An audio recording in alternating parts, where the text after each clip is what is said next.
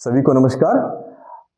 आज हम सभी बात करेंगे एक बहुत ही महत्वपूर्ण विषय पर जिसका शीर्षक है ग्राम पंचायत के स्वयं के आय के स्रोत। यह शीर्षक बहुत ही महत्वपूर्ण है और हमारे उत्तर प्रदेश राज्य के परिप्रेक्ष्य में यह विषय इतना ज़्यादा प्रासंगिक है और इतना ज़्यादा महत्वपूर्ण है कि इस पर बात करना, इस पर चर्चा करना और इस पर जानकारी देना ये आप सभी के लिए बहुत ही आवश्यक है। तो आइए हम सब बात करते हैं कि ग्राम पंचायत के स्वयं के आय के स्रोत क्या क्या हो सकते हैं और इसके बारे में जितनी सारी बातें आज हम जानेंगे और समझेंगे इसके बारे में। आइए शुरुआत करते हैं इस बात से कि हमारी पंचायतें विगत के कालखंडों में आत्मनिर्भर थीं। इसकी पुष्टि जो है कार्ल मार्क्स ने अपने रचना में, जिसका नाम दास कैपिटल था, उसमें एक कथन दिया था कि बहुत से विदेशी आक्रांताओं ने भारत पर आक्रमण किए, आए और चले गए, परंतु इनके आक्रमण का भारत के छोटे छोटे गांव पर कोई प्रभाव नहीं पड़ा। इसका कारण यह था कि गांव अपने आप में पूर्ण एवं आत्मनिर्भर थे। बीच के कालखंडों में पंचायतें अपने सामाजिक, आर्थिक एवं राजनीतिक विकास के साथ कर्तव्य एवं दायित्व से भटक गई थी। पंचायतें एक बार पुनः आत्मनिर्भर बनने की दिशा में प्रयासरत हैं। आइए देखते हैं पंचायतों की आत्मनिर्भरता के बारे में। पंचायतों को आत्मनिर्भरता या स्थानीय सरकार के रूप में स्वतंत्र रूप से काम करने के लिए 3 चीजों की आवश्यकता होती है। पहला कार्य, दूसरा कर्मी, तीसरा फंड अथवा बजट, धन। पहला कार्य जो पंचायतों द्वारा किए जाने वाले कार्य हैं, जिसकी व्याख्या 11वीं अनुसूची में, भारतीय संविधान की 11वीं अनुसूची में की गई है, जिसमें कि 29 विषयों पर जो है वो कार्य किए जाते हैं। दूसरा कर्मी, इसका मतलब ये हो गया कि कार्य करने वाले कर्मचारी, जैसे कि ग्राम पंचायत स्तरीय बहुत सारे कर्मचारी होते हैं, आशा है, आंगनबाड़ी है, एनएम है, पंचायत सहायक है, ये सब ग्राम पंचायत स्तरीय हमारे कर्मी होते हैं। तीसरा फंड अथवा धन, जो कि ग्राम पंचायतों को केंद्रीय वित्त आयोग से या राज्य वित्त आयोग से या फिर कॉर्पोरेट सोशल रिस्पॉन्सिबिलिटी से पैसे मिलते हैं। तो ये जो धन मिलता है, ये धन प्राप्त करने का एक और स्रोत है हमारा, जो कि हम कहते हैं इसको on source of revenue, OSR, जिसके बारे में आज हम लोग सब लोग चर्चा करेंगे। धन के मामले में पंचायतें हमेशा से केंद्र एवं राज्य सरकारों पर हमेशा से निर्भर रही हैं, क्योंकि अब समय ये आ गया है कि पंचायतें वित्तीय संसाधनों के मामले में आत्मनिर्भर बने। पंचायतें अपने अपने क्षेत्रों में सेवाओं का विस्तार कर नागरिकों को बुनियादी सेवाएं दें, बदले में कर, शुल्क और फीस के रूप में जो है वह धन की वसूली करें। पारस्परिक लेन देन से पंचायतें आत्मनिर्भरता की तरफ बढ़ सकेंगी। और इससे क्या होगा? इससे पंचायतों में जवाबदेही एवं पारदर्शिता बढ़ेगी, व्यवस्था में लोगों का विश्वास बढ़ेगा और विश्वास बढ़ने से भागीदारी बढ़ेगी, भागीदारी बढ़ने से सहयोग बढ़ेगा और इस तरह से स्थानीय लोकतंत्र को बढ़ावा मिलेगा और हम ग्राम स्वराज की जो संकल्पना है वो साकार करने में सक्षम हो पाएंगे। आइए देखते हैं कि ग्राम पंचायतों के स्वयं के आय के स्रोत के लिए ऐसे संवैधानिक या विधिक प्रावधान क्या क्या है। भारत सरकार ने 73वें संविधान संशोधन में पंचायत नामक शीर्षक से संविधान में भाग 9 को जोड़ा। ग्राम सभा या ग्राम पंचायत को एक संवैधानिक निकाय एवं संस्था का दर्जा दिया गया। निकायों को सक्षम रूप से काम करने के लिए कई प्रावधान किए गए, जैसे कि कार्यकाल का निश्चित होना, त्रिस्तरीय पंचायतों का गठन एवं उनके बीच के आपसी संबंध, आरक्षण का प्रावधान, वित्त आयोग एवं राज्य निर्वाचन आयोग का गठन, पंचायतों का ऑडिट एवं चुनाव लड़ने की उम्र इत्यादि। इसके अलावे भी 3 ऐसे प्रावधान किए गए जिसकी चर्चा यहाँ पर काफी ज्यादा प्रासंगिक है। पहली, आर्थिक विकास एवं सामाजिक न्याय को स्थापित करने के लिए ग्राम पंचायत स्तर पर योजना बनाना एवं 11वीं अनुसूची के जिन 29 विषयों का उसमें उल्लेख किया गया है उससे संबंधित केंद्र व राज्य सरकार की योजनाओं को लागू करना, जो कि आर्टिकल 243G में जिसकी व्याख्या की गई है। दूसरी, पंचायतों द्वारा कर यानी टैक्स, फी यानी शुल्क का अधिरोपण एवं उसकी वसूलीकरण करना, जिसकी व्याख्या जो संविधान के आर्टिकल 243H में की गई है। एंड तीसरी, राज्य वित्त आयोग के गठन का प्रावधान, जिसकी व्याख्या 243I में की गई है। उत्तर प्रदेश पंचायती राज एक्ट 1947 की धारा 15A एवं धारा 37 में क्रमशः ग्राम पंचायत द्वारा योजना बनाने एवं कर वसूल करने की व्यवस्था का प्रावधान है। आइए देखते हैं वित्त आयोग और उसकी सिफारिशों के बारे में। समय समय पर जो केंद्रीय वित्त आयोग का गठन किया जाता है, उन्होंने पंचायतों के लिए हमेशा कुछ न कुछ फंड जो है वो आवंटन किया गया है और उसके लिए समय समय पर अलग अलग मात्रा में जो है धनराशि जो है वो पंचायतों को आवंटन की गई है। हम देख सकते हैं 10वें केंद्रीय वित्त आयोग से लेकर के 14वां और अभी वर्तमान में चल रहे 15वें वित्त आयोग में अलग अलग अमाउंट की जो है अलग अलग मात्रा की धनराशि जो है पंचायतों के विकास के लिए वो जारी की गई है। जैसे कि अगर हम बात करें 14वें वित्त आयोग और उसके सिफारिश के बारे में, तो 2 प्रकार का आवंटन होता है जिसका कि अनुपात क्रमशः 90:10 का होता है, जिसमें कि हम परफॉर्मेंस ग्रांट के लिए निम्नलिखित 4 शर्तें निर्धारित की गई हैं। इसके पहले जैसे कि हमने बात कहा कि 2 प्रकार के फंड का प्रावधान किया गया है। एक होता है बेसिक फंड जिसको कि हम अनटाइड फंड कहते हैं, मूल अनुदान कहते हैं, और दूसरा होता है हमारा टाइड फंड यानी जो हमारा बंधा हुआ फंड होता है। परफॉर्मेंस ग्रांट के लिए निम्नलिखित 4 शर्तें निर्धारित की गई हैं।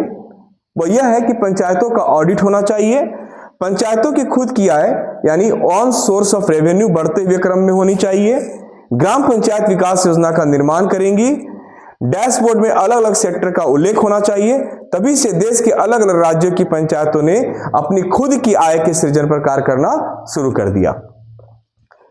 पंचायतों की स्वयं की आय क्या क्या हो सकती है? ऑन सोर्स ऑफ रेवेन्यू, इसका मतलब कि पंचायत की स्वयं की जो आय है वो टैक्स या नॉन टैक्स के रूप में जो है हम वो रेवेन्यू के रूप में जो है वो अर्जित ग्राम पंचायत कर सकती है, जो कि वो अपने खुद के प्रयास से सृजित कर सकती है। इसका मतलब यह है कि पंचायतें सुविधाओं एवं सेवाओं के बदले अपनी सीमा के अंदर विधि सम्मत प्रक्रिया के अंतर्गत नागरिकों से उनकी सहमति के आधार पर कर, शुल्क, फीस अथवा अंशदान के रूप में वसूल कर सकती है। इसके लिए 3 शर्त हैं। पहली शर्त यह है कि यह पूरी प्रक्रिया विधि सम्मत प्रक्रिया के अंतर्गत क्रियान्वित की जानी चाहिए, जिसमें कि संविधान और राज्य का पंचायती राज एक्ट है उसके दिशा निर्देश में, उसके अंडर में ही ये सब सारी बातें होनी चाहिए। लोगों की जो भी ग्राम सभा के लोग हैं, उनकी जो ग्राम सभा के निवासी हैं, उनकी सहमति से ही जो है कोई निर्णय पर आना है इसमें स्वयं की आय के स्रोत के लिए। साथ ही साथ सेवाओं और सुविधाओं के बदले हम यानी इसमें एक व्याख्या ये की गई है कि ग्राम पंचायतें जो उनको प्रमाण पत्र या स्वच्छता या पेयजल की नियमित उपलब्धता जो है वो उसका व्यवस्था वो कर सकती हैं। ग्राम पंचायतों में जो हम टैक्स से on source of revenue generate कर सकते हैं उसको हम कैसे कैटेगराइज कर सकते हैं? वो देखिए, जो है टैक्स जो रेवेन्यू के साथ कर राजस्व के रूप में जो लेते हैं, जैसे कि भूमि और भवन कर, वृत्ति या व्यवसाय कर, मनोरंजन कर, अतिरिक्त स्टाम्प ड्यूटी। गैर कर राजस्व के रूप में जिसमें कि उपयोगकर्ता शुल्क लगाने का क्षेत्र जो होता है, जैसे कि हम पानी का शुल्क ले सकते हैं, स्ट्रीट लाइट अगर गांव में लगी हुई है तो उसके लिए शुल्क ले सकते हैं, टोल टैक्स के लिए ले सकते हैं, जल निकासी की व्यवस्था अगर ग्राम पंचायतें मुहैया करा रही है तो उसके लिए शुल्क लिया जा सकता है। अगर ग्राम पंचायतों में कहीं कोई बाजार है, जो साप्ताहिक बाजार होते हैं या मासिक बाजार होते हैं, ऐसे बाजारों के लिए शुल्क का निर्धारण किया जा सकता है। अगर ग्राम पंचायत के सार्वजनिक स्थानों पर अगर कोई विज्ञापन का प्रदर्शन किया जा रहा है तो इसके लिए विज्ञापन के लिए शुल्क हो सकता है, और ऐसे शमशान के रख रखाव के लिए भी शुल्क लिया जा सकता है। ये हमारे गैर कर राजस्व के रूप में हम आय के स्रोत इस पे इकट्ठा कर सकते हैं। अन्य गैर कर गैर राजस्व क्या हो सकते हैं? जैसे कि व्यापार पंजीकरण शुल्क, वाहन पंजीकरण शुल्क, पंप सेट पंजीकरण शुल्क, नए भवन के निर्माण या मौजूदा भवन के परिवर्तन के लिए अनुमति शुल्क, जन्म और मृत्यु पंजीकरण प्रमाण पत्र के लिए शुल्क, प्रदूषण मुक्त प्रमाण पत्र के लिए शुल्क, बिजली या पाइप जलापूर्ति के लिए अनापत्ति प्रमाण पत्र। तो ये इन तरीकों से ग्राम पंचायतें जो है अपने लिए आय के साधन जो है वो इकट्ठा कर सकती हैं। आइए देखते हैं साझा और नियत कर के बारे में। ग्राम पंचायत के स्वयं के कर डोमेन के अलावा यहाँ कुछ संसाधनों से आय प्राप्त करने का भी हकदार है, जो संबंधित राज्य द्वारा लगाया और एकत्र किया जाता है, लेकिन स्थानीय निकायों को के साथ साझा किया जाता है, जिनमें से भूमि राजस्व पर उपकर और मोटर वाहन कर का उल्लेख है। नियत कर क्या होते हैं? कुछ राज्यों में कुछ करों को मूल रूप से कानून के माध्यम से स्थानीय निकायों के लिए अधिकृत किया जाता है, लेकिन व्यवहार में मुख्य रूप से प्रशासनिक कारणों के लिए राज्य सरकारों द्वारा लगाया और एकत्र किया जाता है। जैसे कि केरल में संपत्ति और बुनियादी कर या भूमि कर के हस्तांतरण पर स्टाम्प शुल्क पर अधिभार नियत करने का प्रावधान है। आइए देखते हैं कि और क्या क्या ओएसआर के यानी ऑन सोर्स ऑफ रेवेन्यू के क्या क्या कंपोनेंट हो सकते हैं। जैसे कि जो टाइप ऑफ रिसोर्सेज में हमारे पास क्या क्या हो सकता है, कुछ ऐसे रिसोर्सेज होते हैं जिसको कि हम एक्सक्लूड कर सकते हैं और कुछ ऐसे रिसोर्स होते हैं जिसको कि हम एक्सक्लूड नहीं कर सकते हैं। इसमें हम ये देखते हैं कि कुछ प्राइवेट रिसोर्सेज होते हैं और कुछ क्लब रिसोर्सेज होते हैं, और जो नॉन एक्सक्लूडेबल में होते हैं कुछ कॉमन रिसोर्सेज होते हैं और कुछ पब्लिक रिसोर्सेज होते हैं। मेजर कॉमन प्रॉपर्टी रिसोर्सेज में क्या क्या आएंगे, जैसे कि आप पास्चर एंड ग्रेजिंग लैंड है, कम्युनिटी फॉरेस्ट है, फिशरीज एंड पॉन्ड्स है, एनिमल मार्केट्स है, कमर्शियल कॉम्प्लेक्स है या स्टोरेज या गोडाउन्स के रूप में है, एनिमल पॉन्ड्स है या फिर ट्यूबवेल के रूप में है।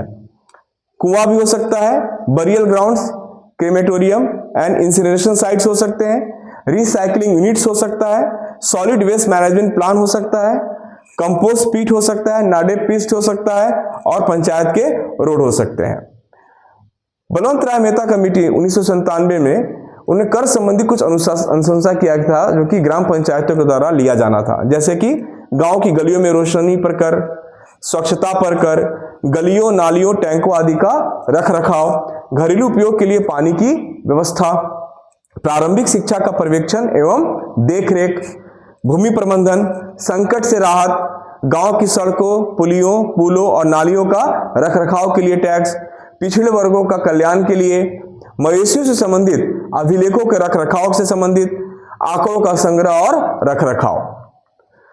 संस्थानम समिति ने कुछ महत्वपूर्ण सिफारिश की थी जो इस प्रकार है। पंचायती राज वित्त निगमों की स्थापना की जाए, राज्य स्तर पर सभी अनुदानों को समेकित रूप में विभिन्न पंचायती राज संस्थाओं को भेजा जाना, पंचायतों को विशेष कर लगाने का अधिकार जो कि भूमि राजस्व और गृह कर आदि पर आधारित होगा। अशोक मेहता समिति 1977 की क्या क्या सिफारिश है, आइए देखते हैं इसको। पंचायती राज संस्थाओं को अपने स्वयं के पर्याप्त संसाधन भी जुटाने होंगे, कर नहीं केवल प्रतिनिधित्व की अवधारणा को हतोत्साहित करना की बात इसमें कही गई थी। सभी पंचायती राज संस्थाओं को अनिवार्य कराधान शक्तियां दी गई हैं। पंचायती को कराधान शक्तियों की एक चयनित सूची दी जानी चाहिए और उनमें से कुछ को अनिवार्य बनाया जाना चाहिए। एक मानक सूची बनाना संभव नहीं है, लेकिन कुछ कर जैसे गृह कर, व्यवसाय कर, मनोरंजन कर, भूमि और भवन पर विशेषकर पंचायती राज संस्थाओं द्वारा उचित स्तर पर अनिवार्य रूप से लगाए जाने की अनुशंसा अशोक मेहता समिति ने की थी। इसी प्रकार और भी उन्होंने बात कहा था, पंचायती राज संस्थाओं को दी गई कराधान शक्तियां सीमित और विशिष्ट होनी चाहिए। सामाजिक न्याय सुनिश्चित करने के लिए जिनमें कमजोर वर्ग प्रमुख हैं, वैधानिक प्रावधानों के माध्यम से छूट देनी चाहिए। वसूले गए वैकल्पिक करों के प्रोत्साहन की पेशकश भी होनी चाहिए। पंचायती राज संस्थाओं को प्रकाश, स्वच्छता, जलापूर्ति आदि सेवाओं के लिए शुल्क या कर लगाने की बात कही गई और मनमानी से बचने के लिए इन शुल्कों की अधिकतम और न्यूनतम सीमा भी निर्धारित की गई। इसके अलावा भू राजस्व पर उपकर, जल दर पर उपकर, स्टाम्प शुल्क पर अधिभार, मनोरंजन कर आदि भी पंचायती राज संस्थाओं को सौंपा जाना। उभरते ग्रामीण विकास कार्यक्रम में सार्वजनिक संपत्तियों जैसे पुरामबोक, चरागाह भूमि, अनारक्षित वन, बाग बगीचे, सार्वजनिक भूमि, पशु तालाब, मत्स्य पालन, टैंक, घाट, खदानें आदि का हस्तांतरण बहुत ही महत्वपूर्ण होगा। आइए देखते हैं कि उत्तर प्रदेश पंचायती राज अधिनियम की धारा 37 में स्वयं की आय के स्रोत से संबंधित क्या व्याख्या की गई है। पंचायतें प्रेक्षागृह, सिनेमा अथवा इसी प्रकार के मनोरंजन कार्य जो अस्थायी रूप से पंचायत के क्षेत्र में आए उस पर 5 रुपया प्रति दिवस की दर से जो है वो कर निर्धारण कर सकती है। वाहनों एवं पशुओं के स्वामियों पर कर लगाना, दर पशु के संबंध में 3 रुपया वार्षिक तथा वाहनों पर प्रति वाहन 6 रुपया वार्षिक से अधिक नहीं। ग्राम पंचायत के स्वामित्व एवं नियंत्रण वाले बाजारों, हाटों अथवा मेलों में बिक्री के सामान प्रदर्शित करने पर, साथ ही साथ उन पशुओं की रजिस्ट्री पर शुल्क जो ऐसे बाजार अथवा भूमि पर बेचे गए हों जो ग्राम पंचायत के स्वामित्व या नियंत्रण में होते हैं।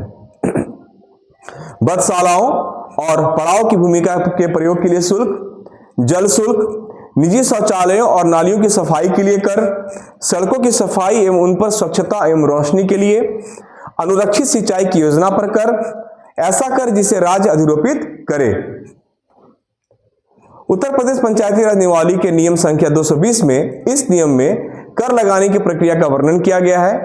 नियम 221 में व्यवसायों पर लाइसेंस शुल्क की दर के लिए बनाए गए हैं। नियम 222 लाइसेंस के लिए प्रार्थना एवं शुल्क वसूल करने की बात कहती है। नियम 223 में लाइसेंस का बिल्ला पेश करना और दूसरे को देना या वापस करने की व्याख्या की गई है। नियम 224 कर शुल्क या उप शुल्क लगाने की जो रीति है उसके बारे में वर्णन करता है। नियम 225 में कर के विरुद्ध अपील किए जाने का प्रावधान है। नियम 226 में ऐसे व्यक्ति पर कर लगाना जो छूट गया हो उसकी व्याख्या की गई है। नियम 228 अप्राप्य देय दरों को छोड़ देने की व्याख्या करती है। नियम 229 कर शुल्क या उप शुल्क का छोड़ दिया जाने के बारे में वर्णन करता है। नियम 230 सरकार या जिला पंचायत की संपत्ति पर कर लगाने का अधिकार के बारे में व्याख्या करती है।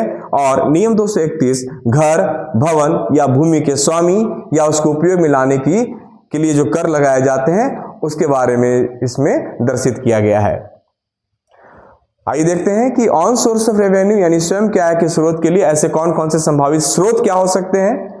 नए घरों के निर्माण पर शुल्क हो सकता है, जिसमें कि ग्राम पंचायत, ग्राम सभा में सबकी सहमति से निर्णय लेकर के ऐसे कर को अधिरोपित किया जा सकता है। भवन के लिए कर, शुल्क अथवा फीस।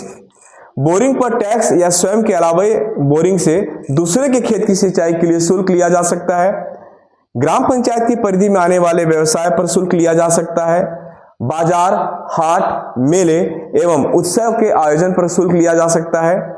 इसके अलावा जो आरओ वाटर होता है उसके लिए सांकेतिक दर पर पीने की पानी की उपलब्धता वो की जा सकती है। सड़क के किनारे की जमीन पर दुकान बनाकर किराया वसूला जा सकता है। राजस्व संहिता के नियमों का पालन करते हुए तालाबों के पट्टे पर शुल्क लिया जा सकता है। पानी की टंकी का निर्माण कर टैप के माध्यम से जल वितरण एवं शुल्क का अधिरोपण जो है वो करके स्वयं के आय के स्रोत वो सृजित किए जा सकते हैं। सार्वजनिक संपत्ति पर शुल्क का अधिरोपण एवं प्रबंधन। ग्राम पंचायत की खाली जमीन पर औषधीय खेती करके उससे आय जनरेट किया जा सकता है। पार्क, सामुदायिक भवन आदि के सार्वजनिक उपयोग से आय का सृजन किया जा सकता है। ग्राम पंचायत की सड़क से गुजरने वाली भारी वाहनों से हम कर वसूली कर सकते हैं। पंचायत की बंजर जमीन का किराए पर दे करके उससे आय सृजित किया जा सकता है। जो कूड़ा और कचरा प्रबंधन पर हम सुविधा शुल्क लोगों से ले सकते हैं। गौशाला के उत्पादों पर से उससे आय का सृजन किया जा सकता है। सोलर पैनल लगाकर हम अगर बिजली की सप्लाई अगर ग्राम पंचायतें करती हैं तो उस पर जो शुल्क अधिरोपित किया जा सकता है। लघु वन जो उपज होती है उस पर शुल्क लिया जा सकता है। और साथ ही साथ जन सेवा केंद्र से भी हम शुल्क और फीस जो है वो ले सकते हैं। टूरिस्ट टैक्स है, पुस्तकालय से टैक्स ले सकते हैं। खदानों एवं खानों के प्रयोग से टैक्स लिया जा सकता है। ईंट भट्टों से टैक्स लिया जा सकता है। मत्स्य पालन से शुल्क लिया जा सकता है। सार्वजनिक संबोधन अगर कोई करता है तो उससे शुल्क लिया जा सकता है। कोई अगर एनजीओ है अगर कोई कार्य कर रही है तो उस पर शुल्क लिया जा सकता है। अगर उस ग्राम पंचायत में कोई एक्सपोजर विजिट हो रही है तो उस पर शुल्क लिया जा सकता है। स्वयं सहायता समूह के व्यवसाय से शुल्क लिया जा सकता है। व्यक्तिगत पशुओं से ग्राम पंचायत की बाग, वन, पेड़ पौधे की क्षति अगर होती है तो उससे भी जो है कर वसूला जा सकता है। आइए देखें कि उत्तर प्रदेश पंचायती राज अधिनियम में परिवर्तन कर निम्न मदों में ओएसआर लगाया जा सकता है। जैसे विज्ञापन के लिए है, रजिस्ट्री के लिए है जो कि कर राजस्व की श्रेणी में आते हैं।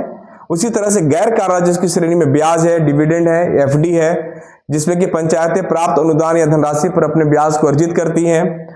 तीर्थयात्री या पर्यटकों से वो अपना कर वसूल कर सकती हैं। जैसे कि गांव में अगर कोई अच्छा नहर है और पर्यटक अगर वहां आते हैं तो उनसे जो है ग्राम पंचायतें कर वसूल सकती हैं। पंचायत की रोड, अगर कोई पंचायत की रोड का कोई व्यक्ति अगर इस्तेमाल कर रहा है या भारी वाहन वहां से गुजर रहे हैं तो उनसे जो है कर वसूला जा सकता है। वैकल्पिक ऊर्जा स्रोत के लिए जो है कर वसूला जा सकता है। राज्य एवं राष्ट्रीय राजमार्ग के लिए या फिर बस स्टैंड, टैक्सी स्टैंड और ऑटो स्टैंड के लिए भी कर वसूला जा सकता है। तो अभी तक हमने आपके सामने जितनी सारी बातें रखी, ये सारी बातें जो है पंचायतों के स्वयं के आय के स्रोत से संबंधित थी। उम्मीद है कि आपको ये वार्ता अच्छी लगी होगी।